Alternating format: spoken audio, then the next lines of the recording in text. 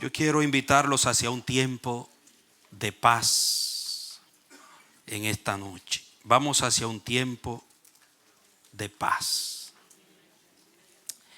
Y cuando hablo de ir a un tiempo de paz, me refiero a que la paz deje de ser una teoría y se convierte en la realidad diaria de nuestras vidas. Porque Cristo conquistó nuestra paz. La paz es un don de Dios. Y todo hijo nacido de Dios tiene la paz dentro de sí. Pero hay un misterio en eso que vamos a estar explorando. La paz puede estar en nosotros, sin embargo nosotros no vivir en la paz. Y quiero tomar esta porción en Eclesiastés capítulo 3 para exponerles este pensamiento de Dios hacia un tiempo de paz. Dice la palabra en Eclesiastés capítulo 3 verso 1 en adelante: todo tiene su tiempo y todo lo que se requiere debajo del cielo tiene su hora. Tiempo de nacer y tiempo de morir. Tiempo de plantar y tiempo de arrancar lo plantado. Tiempo de matar y tiempo de sanar. Tiempo de destruir y tiempo de construir. Tiempo de llorar y tiempo de reír. Tiempo de estar de duelo y tiempo de bailar. Tiempo de esparcir piedras y tiempo de juntar piedras. Tiempo de abrazar y tiempo de dejar de abrazar. Tiempo de buscar y tiempo de perder. Tiempo de guardar y tiempo de arrojar. Tiempo de romper y tiempo de coser. Tiempo de callar y tiempo de hablar. Tiempo de amar y tiempo de aborrecer. Tiempo de guerra y tiempo de paz. Diga conmigo, hay tiempo de guerras. Perdón, de guerra sin ese. No hay ese. Tiempo de guerra, dice mi Biblia, y tiempo de paz. Hacia un tiempo de paz. Ese es el deseo de mi corazón. Nosotros tenemos una responsabilidad muy cara de Dios de ser ministros de paz a la iglesia que Dios nos ha entregado, al pueblo que Dios nos ha entregado. Así como la paz estaba dentro de los muros de Jerusalén y los ancianos, los gobernantes, los príncipes tenían una tarea de preservar la paz y desarrollar la ciudad y las tribus en paz mediante el buen juicio de la palabra de Dios y del consejo de Dios y la buena relación o las buenas relaciones entre los habitantes de la ciudad santa de Dios. Ellos tenían esa cara responsabilidad, por lo menos de que dentro de los muros de Jerusalén la paz de Dios se viviera. Y todos los sábados, el día del descanso, se cantaba la canción del Shalom. Y cobraba el pueblo un nuevo ánimo en el día del reposo. Y su culto a Dios era un tributo al Shalom, a la paz de Dios. La bendición sacerdotal era la bendición del Shalom. Jehová te bendiga y te guarde. Jehová haga resplandecer su rostro sobre ti. Él tenga de ti misericordia y te dé su dulce paz. Era algo que se tenía una responsabilidad extrema en mantener la paz. Y nosotros hoy en la iglesia, como ministros, nuestra administración, por eso somos ministros del evangelio del reino, que es el evangelio de la paz. ¿Cuántos lo creen? Amén. El evangelio de la paz. Jesucristo es príncipe de paz. Y si Jesucristo es el fundamento, es la piedra angular de la iglesia, entonces la iglesia es un pueblo que por donde quiera tiene que reflejar y vivir paz. Y cuando hablo de la iglesia estoy hablando de nuestras familias, de tu familia, de mi familia. Y yo estoy muy optimista en mis oraciones. Estoy pensando hacia el 2020 y el Espíritu me ha comunicado tantas cosas Y yo le digo al Señor, yo quiero crecer en eso, quiero ver eso. Hay cosas que yo quiero que dejen de ser una simple teoría. Quiero que se conviertan en este año en realidades palpables en mi vida, en mi casa, en mi ministerio. Y en este aspecto de la paz, profetizamos y confesamos que el 2020 va a ser un tiempo de paz real, práctica, en nuestras vidas, en nuestras casas, en nuestra iglesia, en los muros de Jerusalén.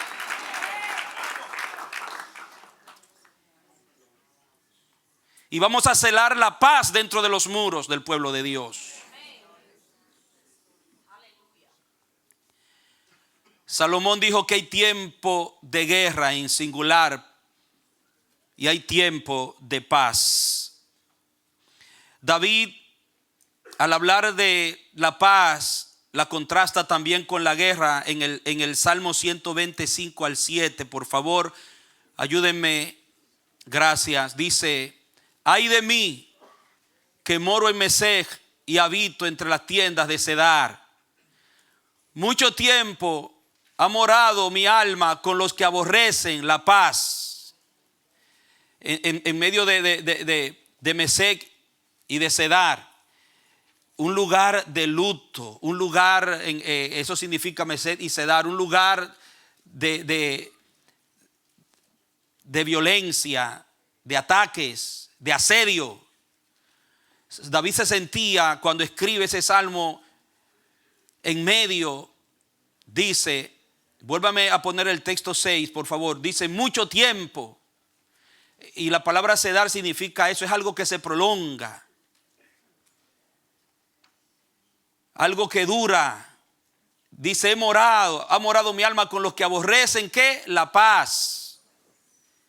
Y ahora el siguiente texto dice, yo soy pacífico, mas ellos, así que hablo, me hacen ¿qué? Guerra. Se ve, cuando se habla de la paz, está contrastada con la guerra. Entonces, cuando Salomón contrasta el tiempo de guerra con el tiempo de paz, es un contraste marcante, diametral. O sea que al hablar de la guerra se refiere a un tiempo que es bueno conocerlo y definirlo. ¿Por qué? Porque entender la naturaleza de la guerra nos mostrará la necesidad de la paz. Entender la naturaleza de la guerra nos mostrará la necesidad de la paz. Nadie que tiene el Espíritu de Dios, que ha nacido de Dios, que pertenece al pueblo de Dios, que habita dentro de los muros de Jerusalén, podrá acostumbrarse jamás a la guerra. Jamás se conformará con vivir en guerra. El mundo ha hecho de la guerra un arte. Se llama el arte de la guerra, le llaman. El pueblo que no tiene a Dios ha hecho de la guerra un arte y un negocio. No se sorprendería usted si yo le dijera que hay industrias de armas cuyo trabajo es propiciar condiciones para que se dé la guerra, para ellos poder comerciar sus armas. El mundo se lucra de la guerra. El mundo se ha acostumbrado a la guerra. Pero eso es el mundo. Diga, fuera de los muros de Jerusalén. Pero en el pueblo de Dios, diga que no es mundo. Tiene que gobernar la paz.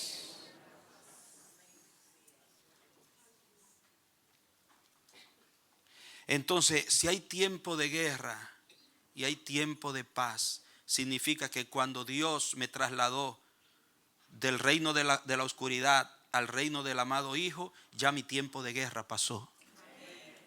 Ahora yo vivo desde el momento que nací de Dios para siempre en el tiempo de paz. Ahora el llamado es a que esa paz sea práctica en nuestras vidas.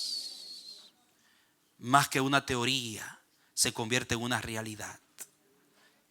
aún más en este año 2020. Y yo quiero hablar de ese nuevo tiempo al que Dios nos lleva. Que podamos entender primero la naturaleza maligna de la guerra para nosotros poder anhelar y darle la prioridad y el valor que tiene la paz en nuestras vidas, en nuestras casas, en nuestra iglesia. La palabra guerra en hebreo es milchamá, y esa palabra significa una contienda, un combate, un conflicto, un enfrentamiento. Pero el término que se utiliza en el hebreo implica cualquier naturaleza de conflicto permanente que dura un tiempo largo. La palabra que se utiliza ahí para guerra habla de un conflicto que ha permanecido por años, largo. Pero cuando se habla de una batalla es diferente. Una batalla es un conflicto de un tiempo corto dentro de la guerra. O sea, puede haber una guerra prolongada. Hay guerras frías y hay guerras calientes. Pero el tiempo es un tiempo de guerra, fría o caliente. Entonces en ese tiempo prolongado de la guerra se dan batallas, luchas. O sea que en una guerra pueden haber varias batallas. Por eso Salomón no utiliza el término para batalla, sino que utiliza el término para una guerra que se ha prolongado. Dice, llega un tiempo que se acaba ese tiempo y comienza un tiempo prolongado de paz también. Es otra era, es otro tiempo. Diga, nosotros, el pueblo de Dios, pertenecemos a la era de la paz. Y eso tiene que verse en mi vida, eso tiene que verse en mis relaciones, eso tiene que vivirse en mi hogar, eso tiene que vivirse en mi iglesia. Y eso es lo que le tenemos que mostrar al mundo. Paz.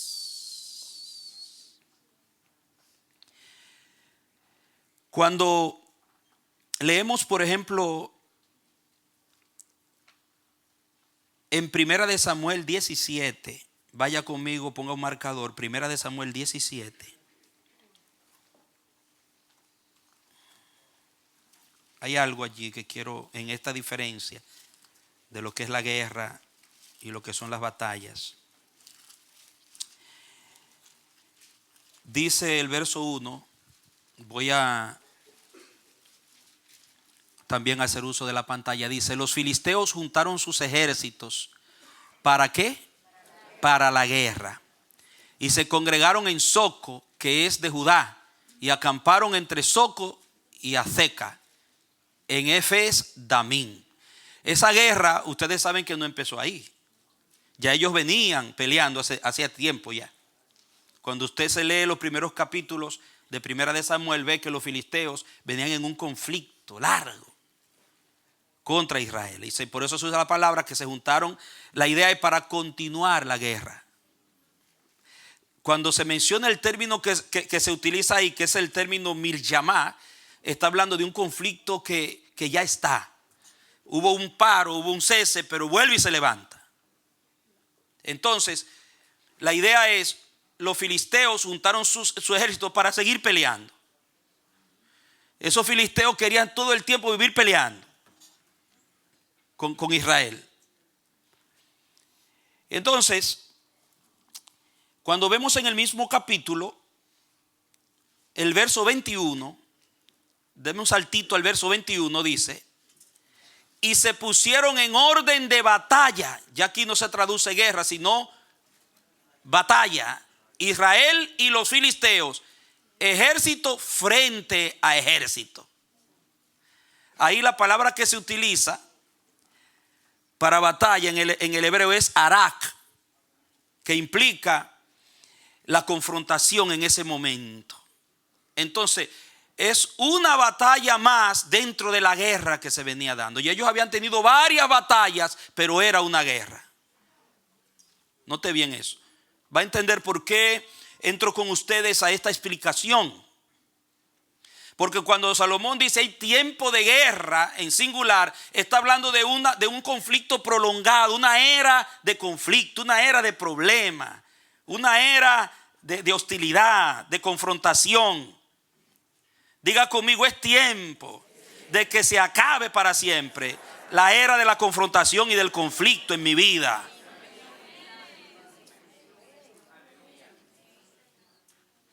Cristo vino a cerrar ese capítulo.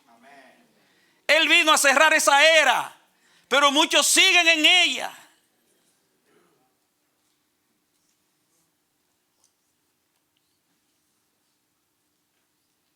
Y ahí están.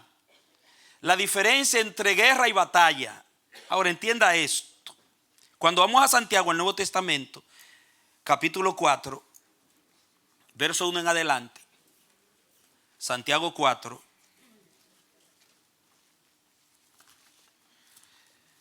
Uno en adelante.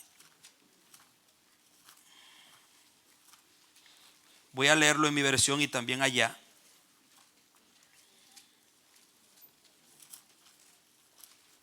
Bien.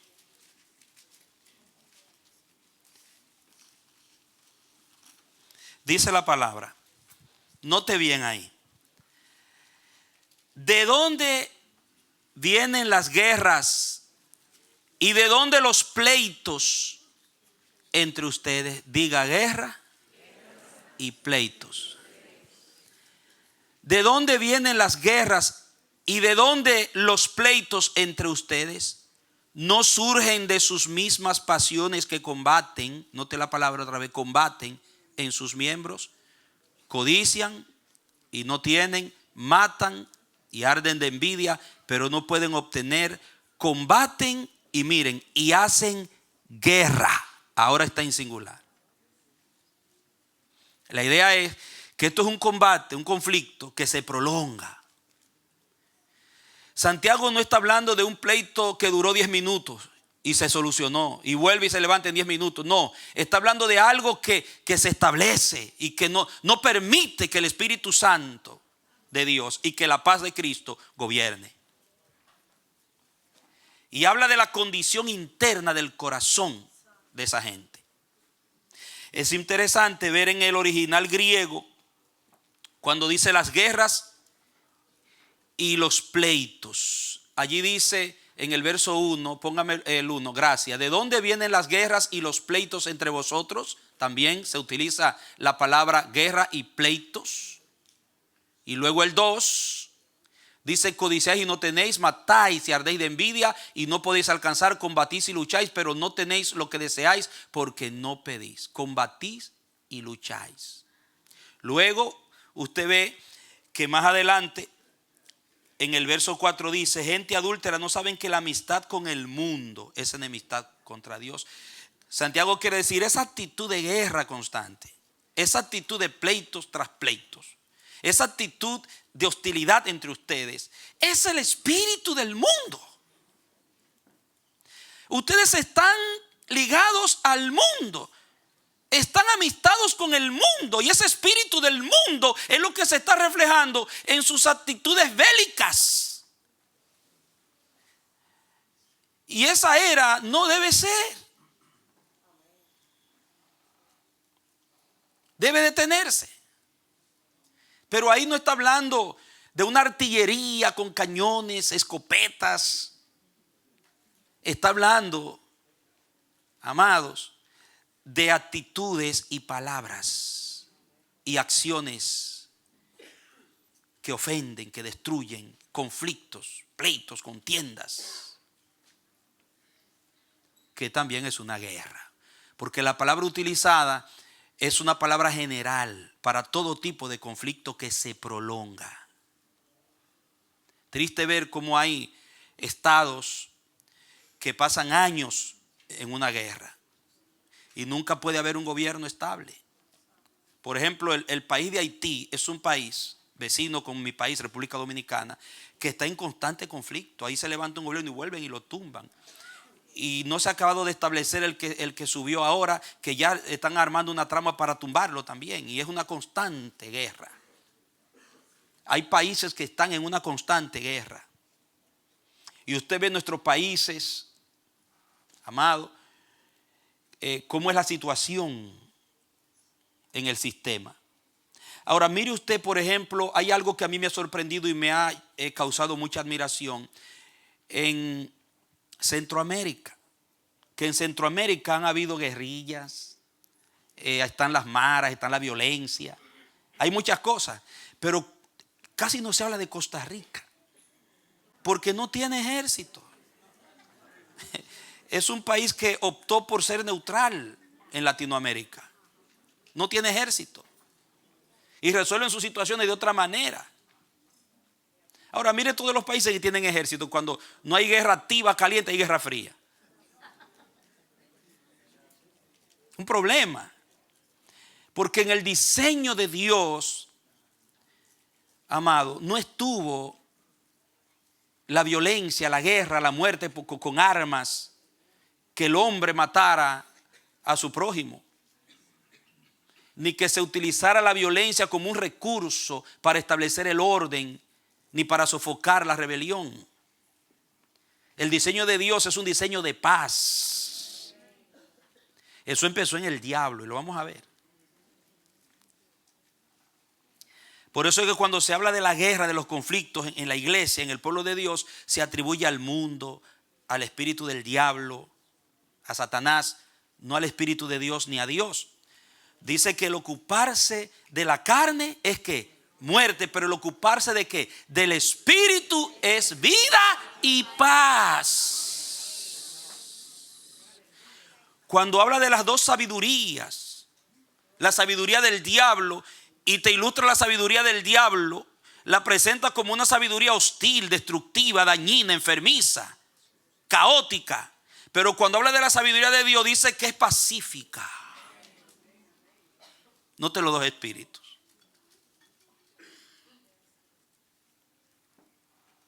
¿Por qué? Porque no es el diseño de Dios para su pueblo. Dios no edifica usando como recurso la violencia y la guerra. Dios edifica en paz. Entonces esas dos palabras, la palabra la guerra es polemo, y de donde viene polémica en el griego, y los pleitos es maquete, que significa pleitos que se levantan. Puede haber un cese y vuelven y se levantan y vuelven otra vez y no se acaban. Y hay familias que por años viven en un conflicto. Hay instituciones que por años duran en un conflicto. La cosa se aplaca por un tiempo y después vuelve y se levanta otra vez. Entonces, ahí hay una guerra. Hay una guerra. Ese espíritu está ahí gobernando. ¿Y saben qué? Diga, si no se acaba la guerra, tampoco las batallas. Para poder terminar con las batallas, los conflictos, los pleitos, hay que eliminar la guerra. Amado. Por ejemplo, cuando Jesús dice, oiréis de guerra y rumores de guerra. Es la palabra de una guerra permanente, de largo tiempo. Cuando habla de Maqué, segunda de Corintios 7:5, dice, segunda de Corintios 7:5, manténgame la atención por favor, porque estoy dándole esta base, porque hay que conocer el espíritu de la guerra, la naturaleza de la guerra, para entender la necesidad de la paz. No se olvide ese pensamiento. Porque de cierto, cuando vinimos a Macedonia, ningún reposo tuvo nuestro cuerpo, sino que en todo fuimos atribulados, de fuera conflictos, de dentro temores, dice Pablo. La palabra conflictos es la palabra maqué, que se traduce pleitos. De fuera conflictos y de dentro temores. Pablo está hablando de su experiencia cuando fue a Macedonia.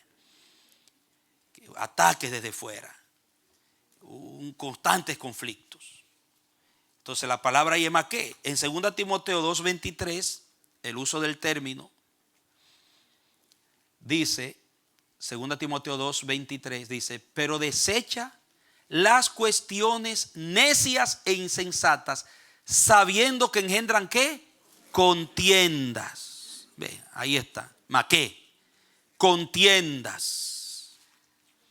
Y en Tito 3:9, ahí mismo después de 2 de Timoteo dice, pero evita las cuestiones necias y genealogías y contenciones y discusiones acerca de la ley, porque son vanas y sin provecho. La palabra discusiones o contenciones, pero la palabra de discusiones es la palabra maqué. O sea que una batalla, un conflicto puede estar basado en discusiones constantes, pleitos, agresión verbal, argumentación, hermano. Puede ser, como vimos también anteriormente, un conflicto más agresivo que se puede ir hasta lo físico. Todo eso tiene que ver con la palabra, con lo que es la guerra.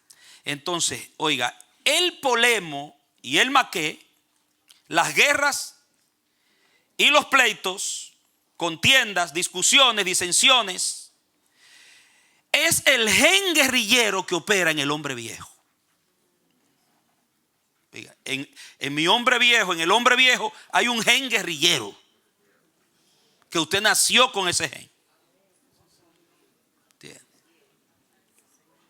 Y es un gen que si Dios no se mete y usted nace de nuevo y le viene la naturaleza divina y entonces Dios le comienza a formar el hombre nuevo, a usted toda la vida será un guerrillero, una guerrillera. Algunos son guerrilleros más agresivos, otros son más pacíficos, menos agresivos. Pero dentro de todo ser humano hay un gen satánico en el hombre viejo. Y es ese gen el que cuando hay confrontación construye los argumentos para resistir. Cuando es confrontado. Ese gen es el que tiene la tendencia a reivindicarse. Ese gen es el que se resiste a perdonar, mejor opta por la violencia y la venganza. Es el gen que se llama en griego polemo y el maqué, que está en nosotros. Y es más fácil para nosotros permitir el despertar de ese gen cuando somos atacados que responder en el hombre nuevo, en el espíritu de la paz.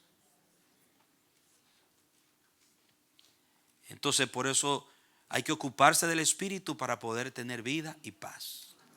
Porque en el hombre viejo hay pleito, hay contiendas, hay amargura, hay disensiones. Entonces si usted lo lee en Gálatas 5:20, mire. Idolatría, hechicerías, enemistades, pleitos, celos, iras, contiendas, disensiones, herejías. Mira la lista. Todo eso es el gen de la carne, las obras de la carne. O sea que si nosotros no entendemos la naturaleza de lo que es la guerra, no podremos darle la importancia a la necesidad de la paz. Para mucha gente discutir es normal. Pero hermano, cuando estamos en una discusión, en un pleito, es la carne, es el hombre viejo el que está actuando. Y dice que el rumbo de eso es muerte, dice la Biblia. Todo tipo de acción violenta, todo tipo de reacción guerrillera, agresiva, conflictiva, nace en un gen que no es el de Dios. No es el del Espíritu de Dios, es el del diablo en la carne. Y eso es lo que usted ve en el mundo. ¿Por qué el mundo está como está? ¿Por qué las familias están como están? ¿Por qué las generaciones, a medida que pasan los años, los lustros, las décadas, se van poniendo más agresivas y más agresivas y más agresivas? Hasta llegar a un colmo que el Señor tiene que que poner fin de una u otra manera a esas generaciones. Note usted la historia de los pueblos, que se levanta un gobierno dócil, un gobierno con un sentimiento social, un gobierno que opta por gobernar con mano floja, con mano amigable, pero pasan los años y llega un tiempo que ese gobierno tiene que ser sustituido por una dictadura. Se hace necesario que se levante alguien con mano dura, porque las cosas a través de los años, el gen guerrillero del hombre viejo se va levantando a través de los años. Y usted ve que las películas más taquilleras son las más violentas. Hay violencia en las canciones. Hay violencia en todos los ángulos. Donde quiera que volteamos vemos violencia. Ese no es el gen de Dios. Es del diablo. Y por eso es necesario que entendamos la gran e imperante necesidad de la paz. En Isaías 57, 19 al 21 hay un texto que es muy fuerte cuando habla de la paz.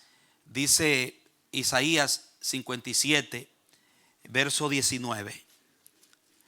Dice: produciré fruto de labios, paz, paz al que está lejos y al cercano, dijo Jehová, y lo sanaré. Ahora mire cómo sigue. Pero los impíos son como ¿qué? Como el mar en tempestad. ¿Cuántos han visto un mar en tempestad?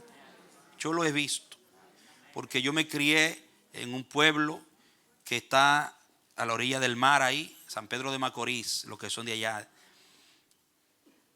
Y cuando íbamos a la playa en la Semana Santa, a veces el mar estaba, mire, bravo. Yo he visto en los ciclones cómo se levantan las olas y destruyen todo lo que está a su alrededor.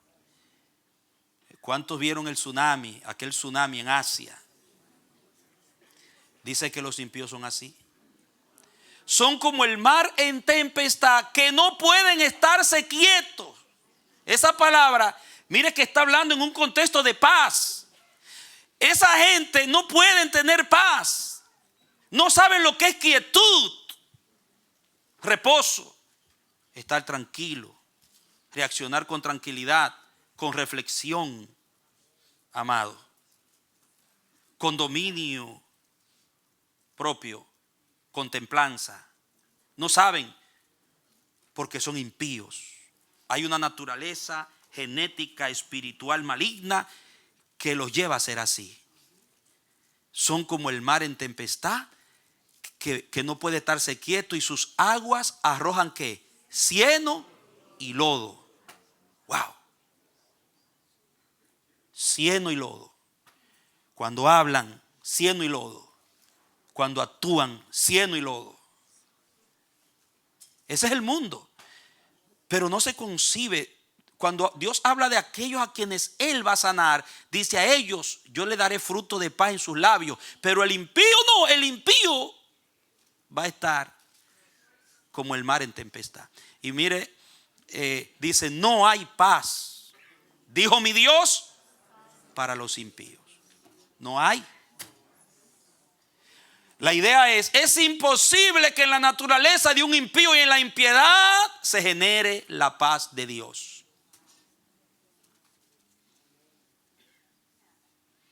¿Entiende por qué Dios removió mi impiedad? Porque Él vino a darme paz.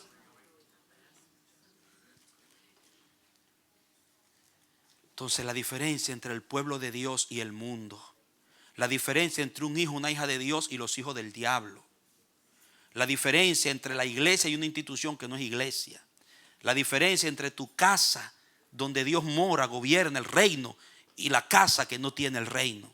Ahí está. Tiene que haber paz en mi casa.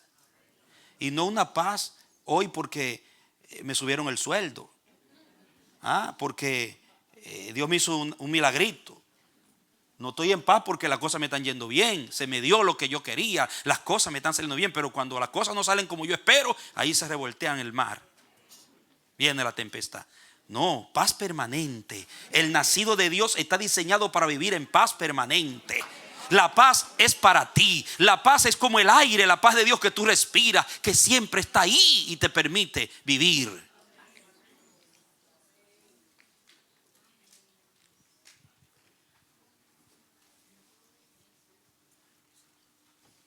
Entonces, para el hombre nuevo, 2 Corintios 7:15. Mire lo que dice allí. Pablo está hablando de un tema que se estaba dando y él escuchó lo que estaba pasando, que había un conflicto terrible entre las esposas cristianas y los maridos que no eran cristianos en Corinto. Y los esposos cristianos y las mujeres que no eran cristianos. Había una guerra en el hogar porque no se estaban manejando las cosas en el espíritu.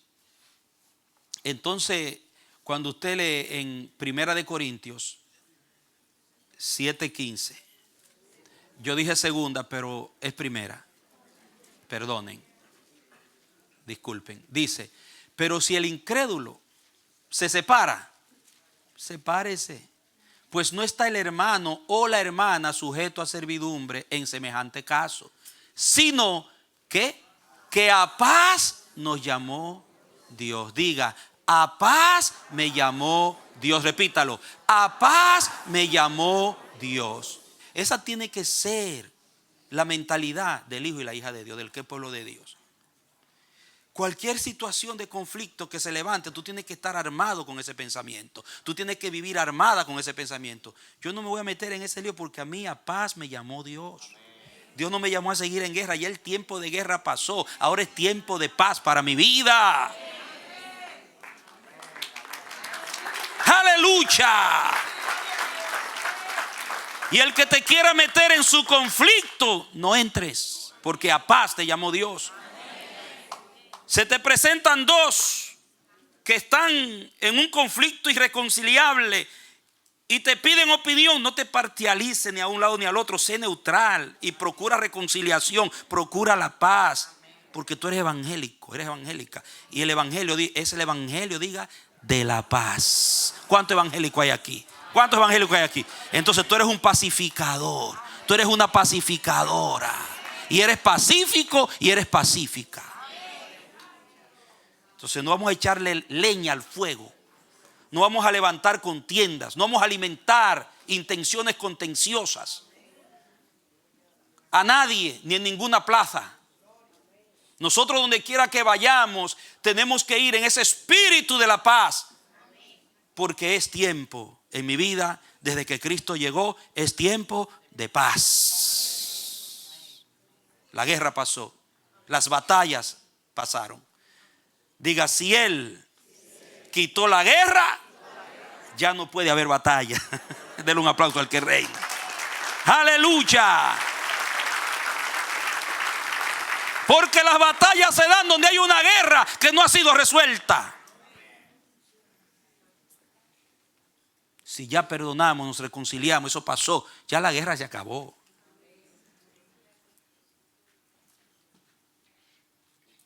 Bendito sea el Señor. Romanos 12, 18 al 19. Diga, vamos con todo hacia un tiempo de paz. Si es posible, en cuanto dependa de vosotros, está en paz ¿con cuántos? Con todos los hombres. ¿Por qué dice en cuanto dependa de vosotros? No es que en ti, si tú eres un hijo, una hija de Dios, en ti es posible. Si el otro quiere seguir y él no quiere estar en paz contigo, es su problema. Pero tú vas a estar en paz con todos.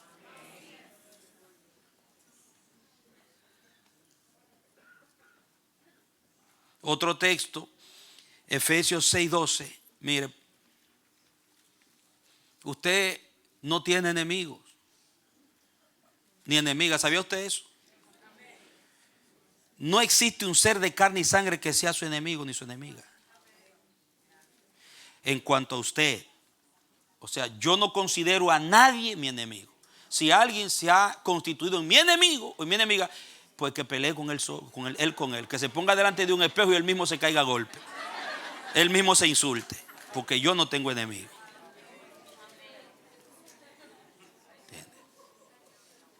Ahora, si usted está en la era de la paz de Cristo, usted sigue pensando que todo el mundo lo odia, que todo el mundo lo rechaza, que nadie lo quiere, que es un enemigo, que el otro enemigo.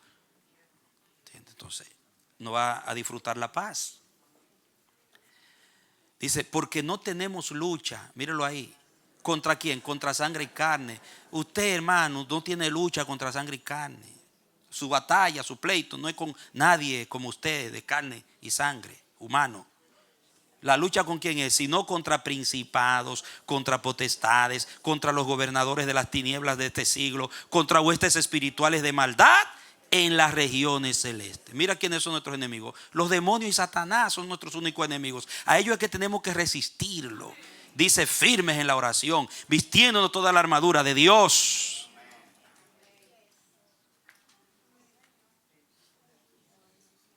Pero nadie humano debe constituirse en tu enemigo y tú verlo como un enemigo. Hazle bien. Tiene hambre, dice Jesús, dale de comer. Si tiene sed, dale de beber. ¿Por qué habla así Jesús? Porque para ti no debe haber enemigo.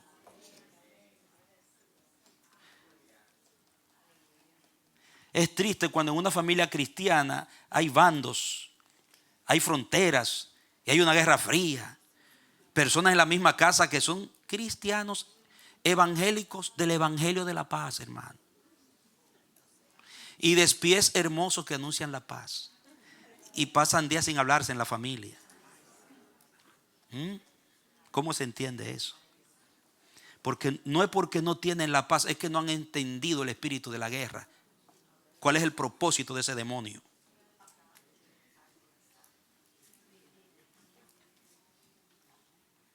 Que usted fue armado por Jesucristo, por Dios, por el reino de Dios, para echar fuera ese demonio de la guerra. No es para usted confabularse con él y hacerse amigo de él y asociarse con el espíritu de la guerra. Es para que lo eche fuera.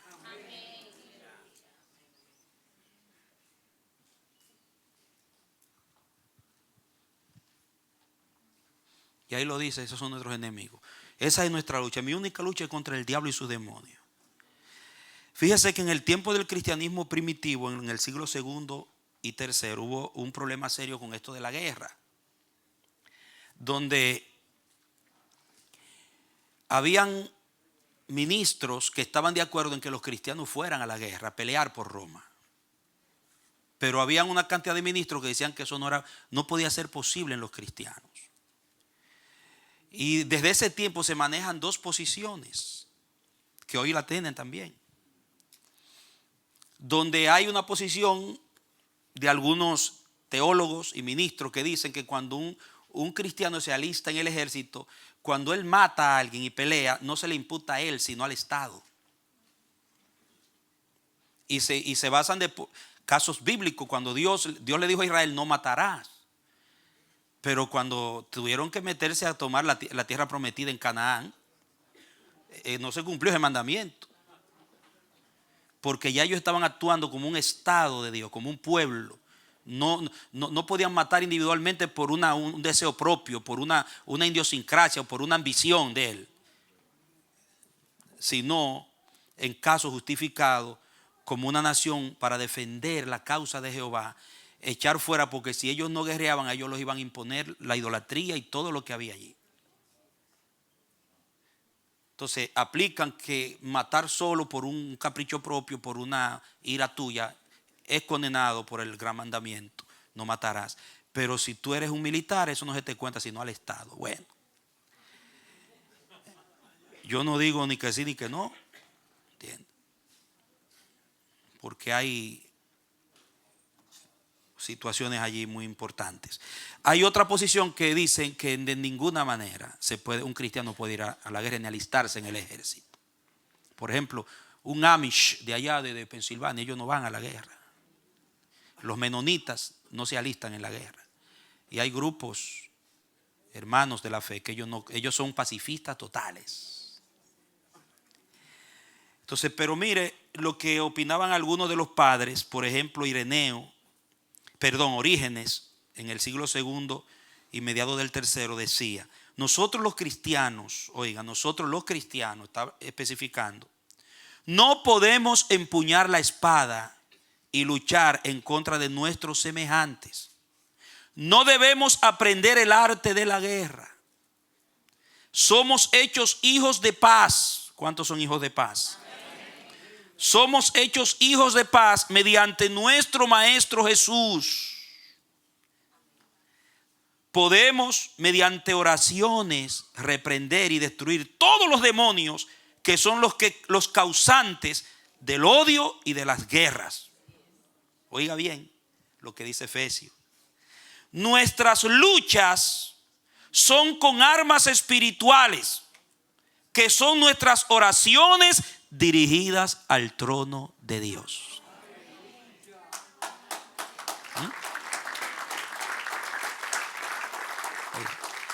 No hay bomba atómica, no hay espada, no hay cañón, no hay bazooka, no hay metralleta que pueda más que una oración en el Espíritu Santo. Nuestras armas, dice Pablo, no son carnales, son poderosas en Dios para derribar fortalezas espirituales. Usted no va a arreglar sus conflictos y sus problemas peleando. Eso no arregla nada, eso empeora, porque ese espíritu no es el de la paz de Dios. Ni agrediendo físicamente, ni argumentando, porque es el arte de la guerra. El diablo ha creado un arte de la guerra. Y los guerrilleros son artistas de los argumentos. Hay personas que han desarrollado el arte de defenderse y de atacar y de argumentar y de justificar. Que usted lo está confrontando y ellos le construyen los argumentos y lo dejan a usted fuera de base. Que usted se queda en el rinconcito, teniendo usted, sabe que usted tiene la razón y que el otro está mal y lo dejan sin palabras. Son artistas de la guerra. Eso es el diablo, hermano.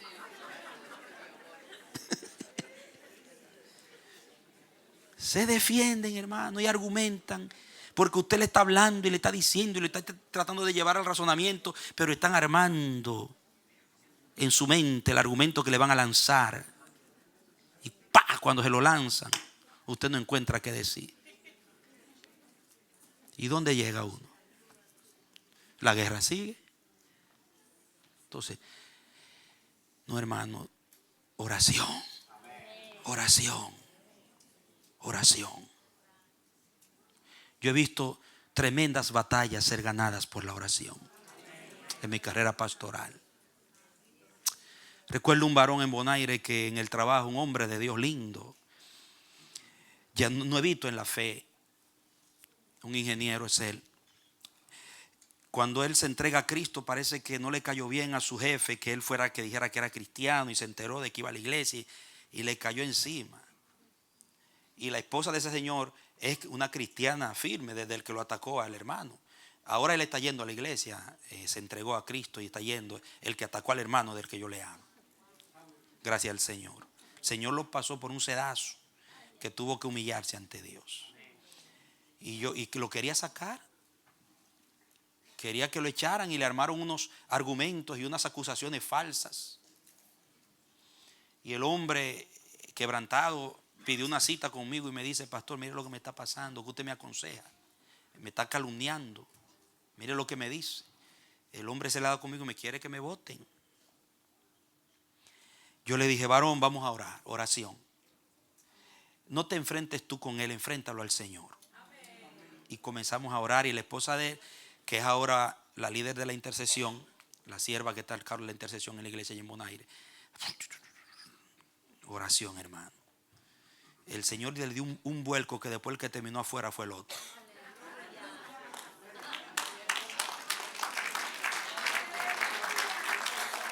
Él no tuvo que hacer nada sino solamente orar.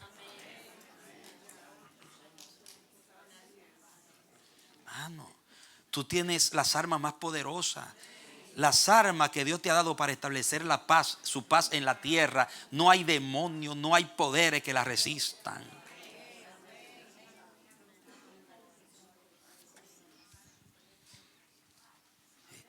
Si la iglesia peleara más legítimamente con las armas del Espíritu, se enfrentara a los demonios, no a la carne, a la sangre, el reino estuviera en otro nivel en la tierra. ¿Qué le dijo Jesús a Pedro cuando en un arrebato emocional agresivo sacó la espada? ¿Recuerdan lo que le dijo?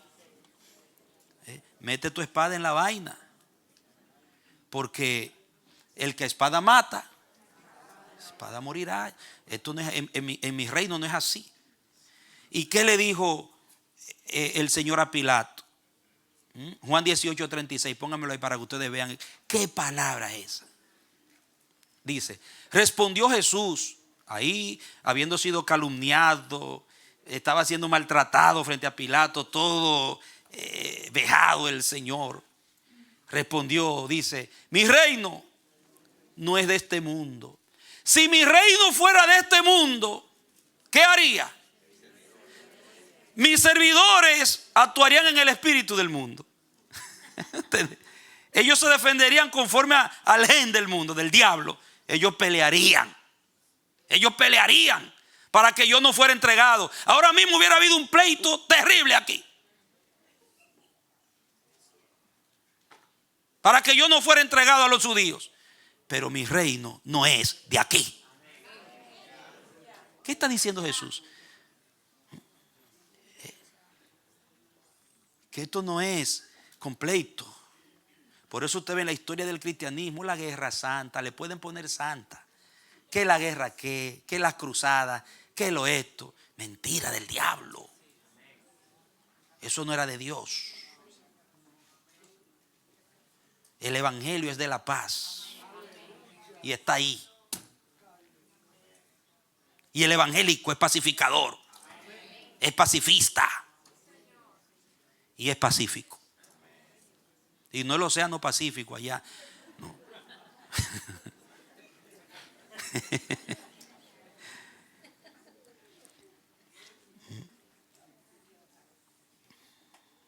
Entonces el plan dice que el poder del evangelio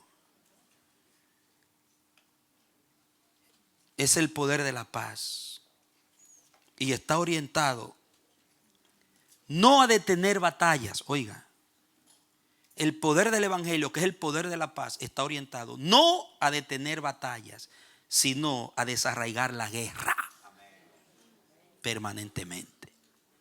O sea que cuando el evangelio entró a una vida, si usted es un subversivo, un guerrillero, un violento, que se goza peleando y todo lo resuelve peleando, a usted comienza a entrar como una mansedumbre rara. Usted se comienza a poner más mansito que el hijo de Superman. ¿Verdad? Supermancito. El espíritu lo agarra y lo va dando esa templanza a usted. Y usted se va componiendo y comienza a resolver las cosas de otra manera. Porque ya el espíritu de la guerra se fue liberado. Y ese espíritu de guerra viene de generaciones. Hermano. Y déjeme decirle que no solamente pensemos en individuos, hijos, familias, sino hay iglesias que por generaciones están atadas a la violencia y las divisiones, porque todo lo han resuelto con la carne, no con oración, no en el espíritu, no con el amor, no en la paz de Dios. Los problemas los resuelven en la corte, los resuelven peleando, líderes con líderes, atacándose los unos a los otros, en lugar de hacerlo como dice la palabra, en paz.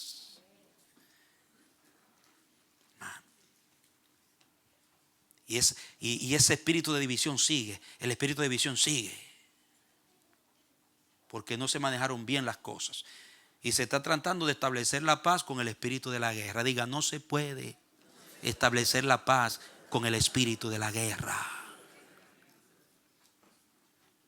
Por eso hubo una primera guerra mundial.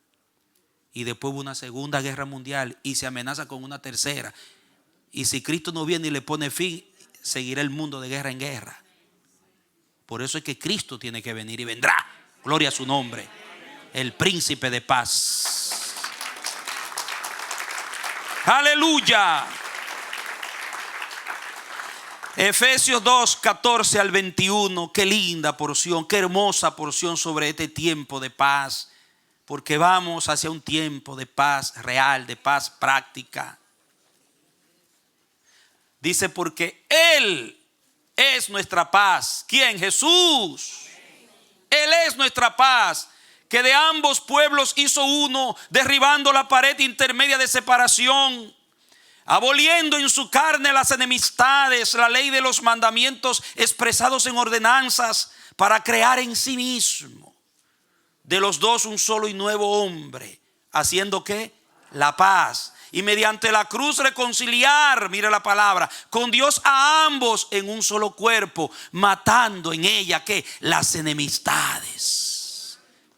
Vino a matar en la cruz las enemistades.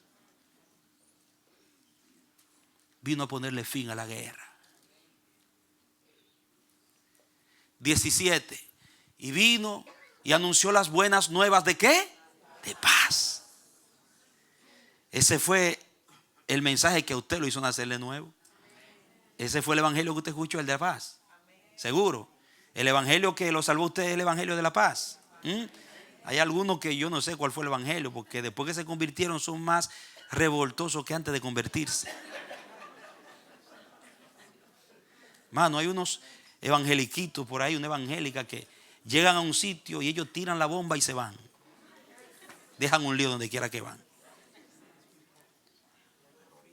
Terroristas, dice el pastor. Eso dice el pastor Ramés. Bueno, oiga, me dice, si usted dijo que ponen bomba y se van, usted también lo dijo, me dice. Está bien, pastor, está bien. Está bien. Paz.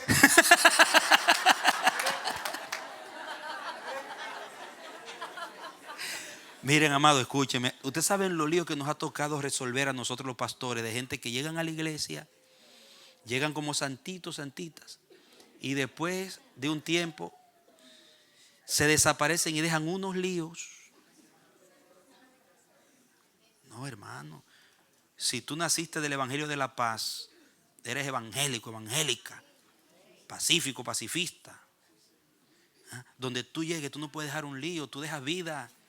Deja más paz, deja tranquilidad, deja soluciones.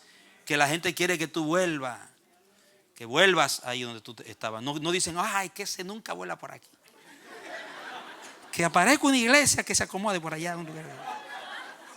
No, hermano, ¿sabes lo triste que es eso?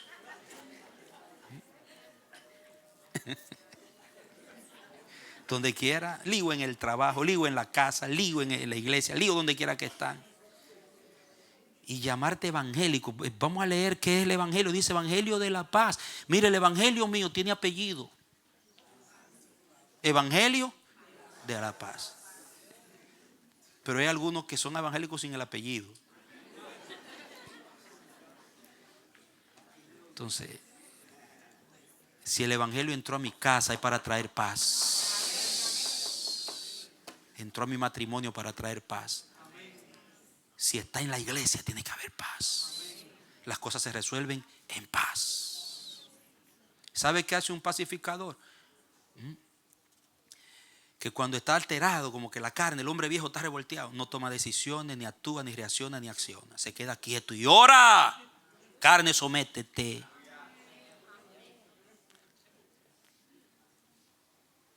Claro, no siempre uno lo hace. Porque como le dije al principio, el gen está ahí. Y lo primero que quiere es marchar. ¿Usted ve? ¿Cuánto han visto la pelea de los gallos? Gallito de pelea. Que el gallo está muy bien ahí. Cuando le sueltan el otro, mira, se engrifa así de una vez. De una vez se engrifa. Algunos son pacíficos hasta que le ponen el gallito o la gallinita delante. De una vez. No, hermano. Entonces el poder del evangelio de la paz está orientado a detener batalla, no a detener batallas, sino a terminar la guerra. Y en este año 2020 se van a acabar las guerras. Muchas guerras se van a quedar. Muchas guerras se van a quedar en el 19. Ya. Vamos a entrar a la vivencia sustanciosa de la paz. Mateo 5:9, mire lo que dice, mire qué lindo, mire Mateo 5:9 dice, bienaventurados. ¿Quiénes son los felices? Los pleitosos, los que discuten, los que se defienden. Bienaventurados los pacificadores, porque ellos, oiga, en el original hay un enfático ahí en ellos. Es una palabra que significa ellos y solamente ellos serán llamados hijos de Dios. Oiga, el gen de Dios es paz. Todos los otros dicen, el número 1 dice que los pobres en espíritu, porque de ellos es el reino. Los mansos, porque ellos heredarán la tierra. Los que lloran serán consolados. Los misericordiosos alcanzarán misericordia. Pero cuando habla de los pacificadores dice, serán llamados hijos. Santo. Porque Dios es Jehová Shalom. Tú eres hijo de un padre pacificador, un Dios de paz. ¿Cuántas veces se menciona el Dios de paz? El Dios de paz.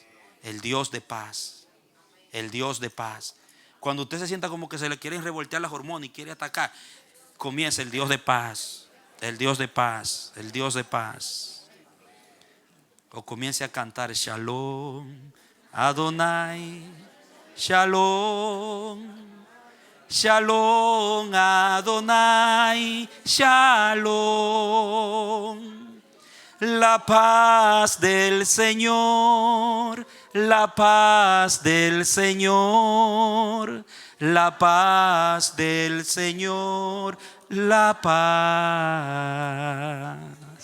Y usted verá cómo comienza a bajar la marea. Amén. Amén. Créame, usted es un hijo, una hija de Dios, pacificador. Pacificador.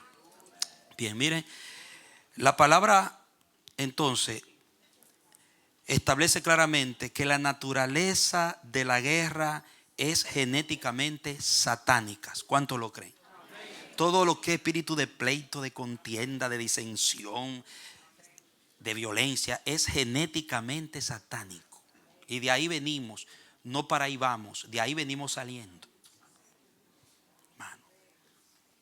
Diga conmigo, para los hijos de Dios ya no hay más tiempo de guerra.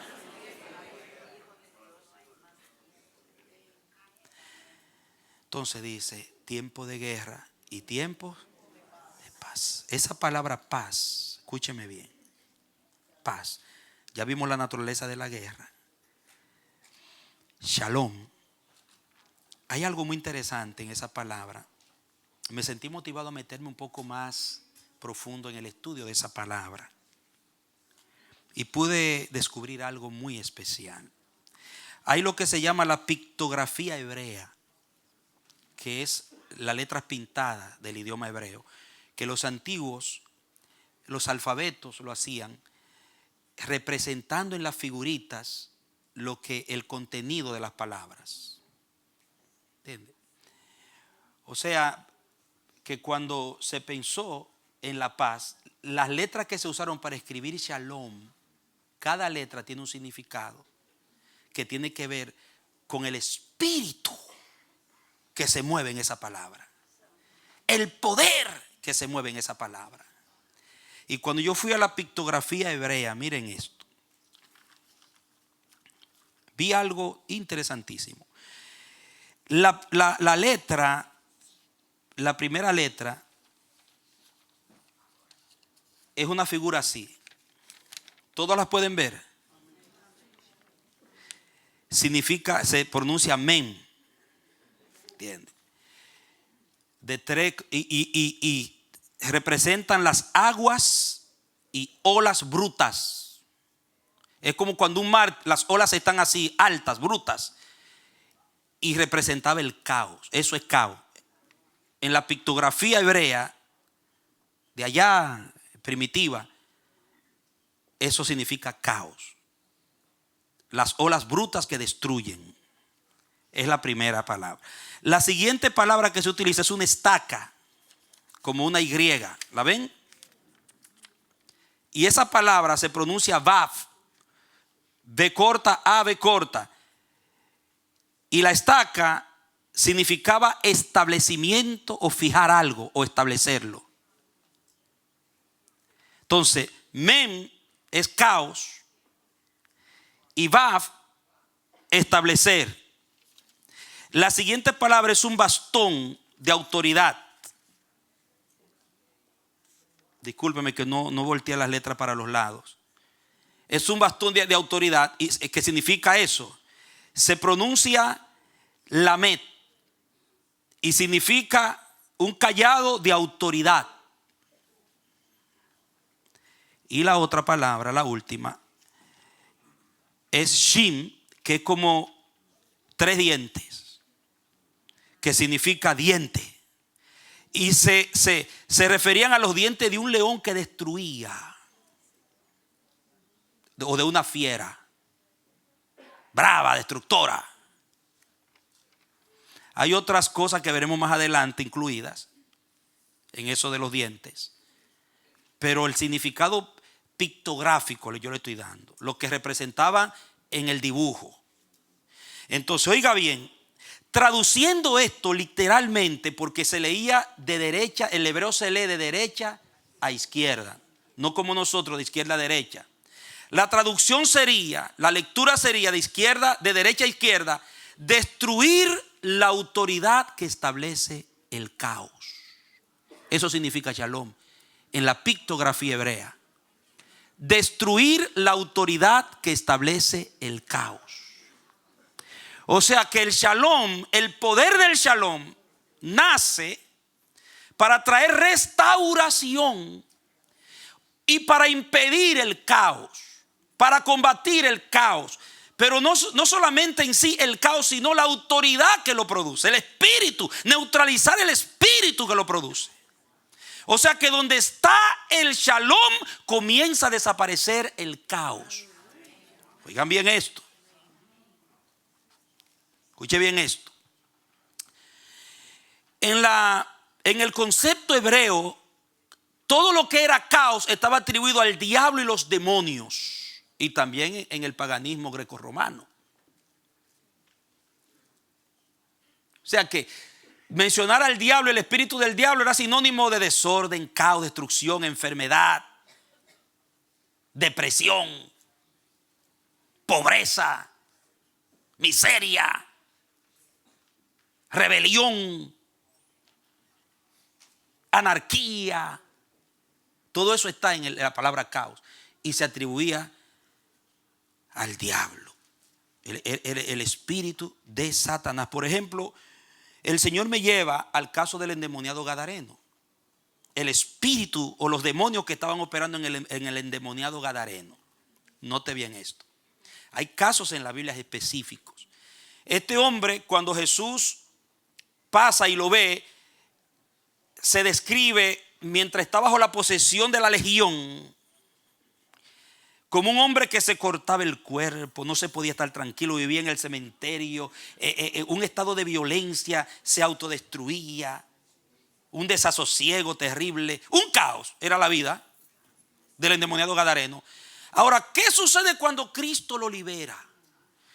Cuando se va, los demonios que estaban operando ese caos se van y entra la palabra de Cristo a la vida de ese hombre. Dice que los que lo habían visto antes, ahora lo ven y lo ven sentado, vestido y en su juicio cabal. Diga, porque llegó el shalom, el príncipe de paz. Jesucristo es la paz y su palabra establece paz. Entonces el Espíritu me dice, ese es el cambio que debe darse donde quiera que se establece la paz de Dios.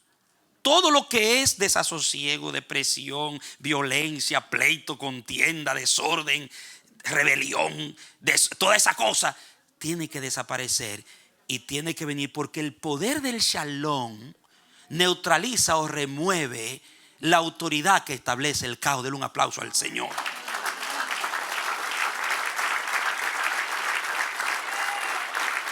¿Cuántos están en el shalom? Usted es el pueblo del shalom.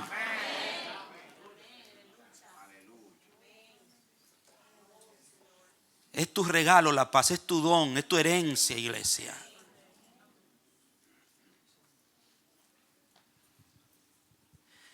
Los hijos del diablo son los hijos de la guerra.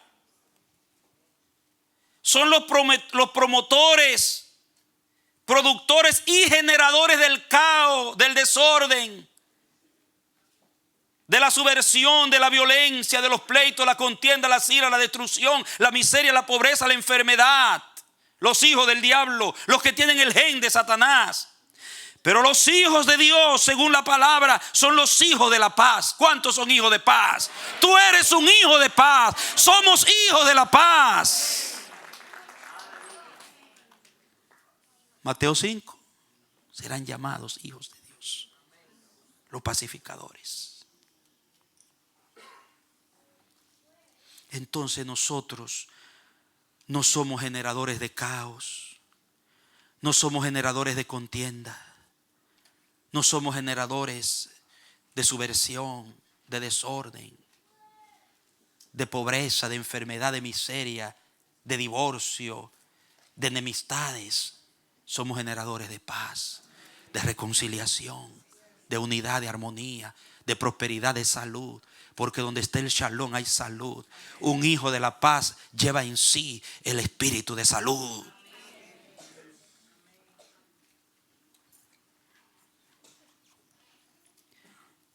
Entonces la autoridad que produce el caos genera destrucción, genera desorden, genera pobreza, genera enfermedad, genera muerte, odio, rencor, división, enemistad.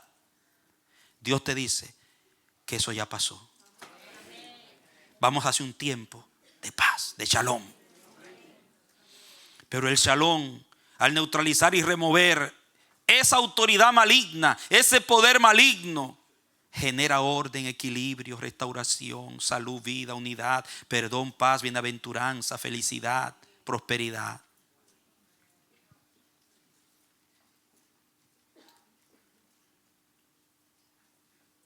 Por eso quiero terminar con Juan 19:28.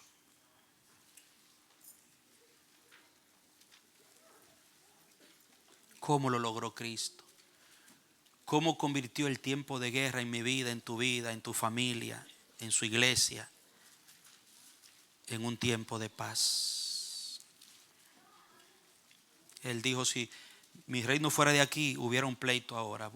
Estuviéramos peleando ya, todo el mundo, dándonos golpe aquí. Todo el mundo estuviéramos matándonos unos con los otros. Pero como mi reino no es de aquí, es un reino de paz. Y es como Él es presentado en las profecías, en el Antiguo Testamento. El príncipe de paz. Mire, Juan 19:28 al 30, qué lindo. Dice, después de esto, sabiendo Jesús que ya todo estaba consumado, dijo, para que la escritura se cumpliese, tengo sed. Y estaba allí una vasija llena de vinagre. Entonces ellos empaparon en vinagre una esponja y poniéndole en un hisopo, se la acercaron a la boca. Cuando Jesús hubo tomado el vinagre, dijo, consumado es. Y habiendo inclinado la cabeza, entregó el espíritu. Esa palabra consumado es, si Jesús habló en hebreo, esa palabra fue nishalam.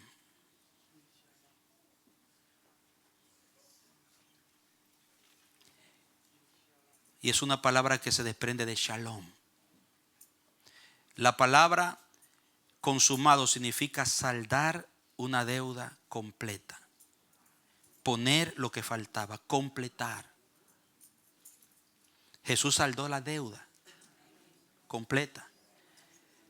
Y cuando tú te lees Isaías 53, dice que el castigo o el precio de nuestra paz fue eso. Esa deuda compró tu paz.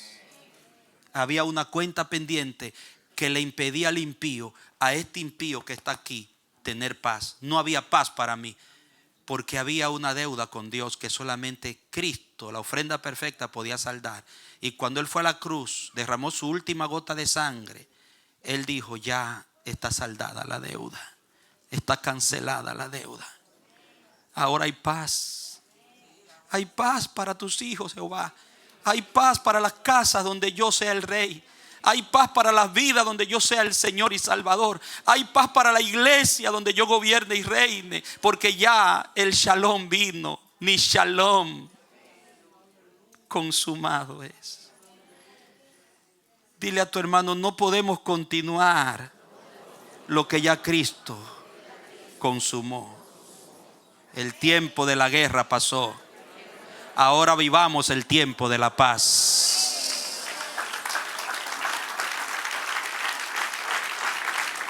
Aleluya. Qué linda es la vida cuando se vive en la paz de Dios. Qué saludable, qué bendecida, qué próspera.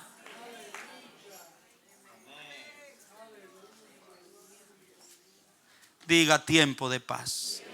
Diga: tiempo de paz. Repítalo: tiempo de paz. En mi vida, en mi casa, en mi iglesia. Tiempo de paz.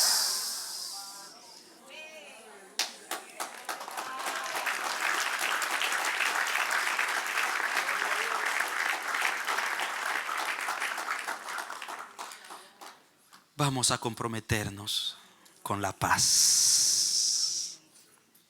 Mi llamado a ustedes que hoy establezcamos un fuerte compromiso con la paz de Dios. Si ha habido guerra que todavía no ha sido erradicada de nuestras vidas, con algo, con alguien, lo que sea, que se acabe hoy. Porque Dios vino a través del Hijo, el príncipe de paz, aquel que es nuestra paz, dice la Biblia, a destruir la autoridad que quería establecer el caos, a darnos el shalom. Te pertenece, amado, amada. Te pertenece. 1919. Que en Él quede enterrada toda guerra. Perdón, 2019. Estoy pensando en la guerra mundial. Primera guerra mundial. Un cruce de los cincuentones para arriba de ahí, eso fue. Que en el 2019 se quede enterrado todo conflicto, toda causa de guerra. Que toda espada vuelva a la vaina y sea enterrada con todo y vaina. Oremos. Ministerio del altar, vengan. Mientras inclino su cabeza, llamo al ministerio del altar para que oremos y adoremos.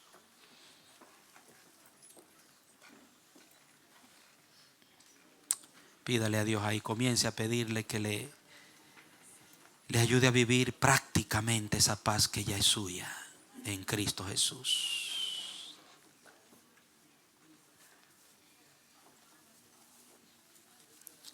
Pídale que la ponga abundantemente, la active.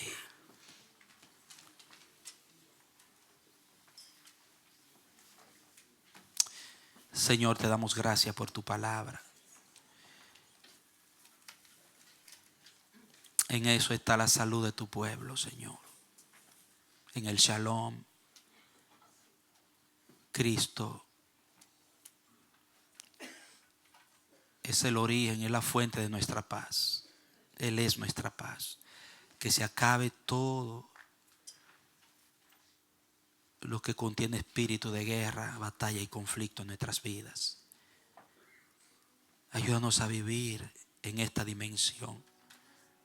Concédenos una impartición en esta palabra, en esta noche. Oh Espíritu Santo de Dios, la paz es el fruto que tú viniste a darnos. Actívala y desarraiga toda semilla de conflicto que puede estar todavía incidiendo en nuestras vidas, en nuestras familias, en medio de nosotros. Toda inquietud interna en nuestro ser también, Señor, sea removida ahora en el nombre de Jesús. Reprendemos, tomamos autoridad y echamos fuera todo espíritu de contienda, todo espíritu inmundo que quiere establecer caos. Fuera. Solo Cristo reina y su casa es una casa de paz. Oh Dios, escúchanos. Oh, que podamos salir de este lugar con una gloriosa investidura de paz, respirando el shalom. Te lo rogamos, Señor. Danos la capacidad de establecer a partir de hoy un más profundo y fuerte compromiso con la paz. Ayúdanos a vivir como hijos pacificadores de Dios. Te lo rogamos en el nombre de Jesús. Amén. Extiende tu diestra. Padre, gracias por tu palabra.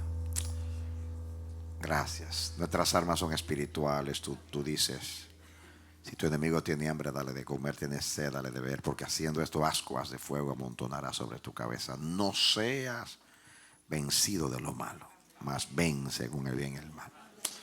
Nuestras armas son del cielo, espirituales. El bien ha vencido al mal. Ayúdanos a creerlo y a vivir en la paz. Él dijo, mi paz os dejo, mi paz os doy, no como el mundo la da, yo os la doy. No se turbe vuestro corazón ni tengáis miedo. En el mundo tendréis aflicción, en mí tendréis paz. Confiad, yo he vencido al mundo. Gracias sean dadas a Dios. Dale un aplauso al Señor.